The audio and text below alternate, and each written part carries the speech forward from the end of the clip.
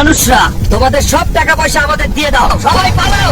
এই ভূত রাইডার গুলো সব টাকা পয়সা চুরি করে নিয়ে যাচ্ছে, কেউ আমাদের হাল্ককে খবর দাও। এই হাল্ক, তুই এখনো ঘুমাচ্ছিস? ওদিকে যে ভূত রাইডার গুলো আমাদের সবকিছু চুরি করে নিয়ে যাচ্ছে। কার এত বড় সাহস?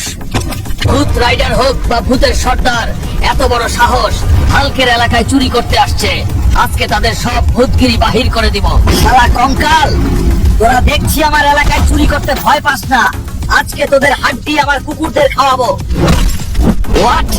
এগুলা তো দেখছি রোবট, কিন্তু এগুলা কই থেকে আসলো? হায় হায়, আমার 2 কোটি টাকার রোবট এভাবে ভেঙে দিল।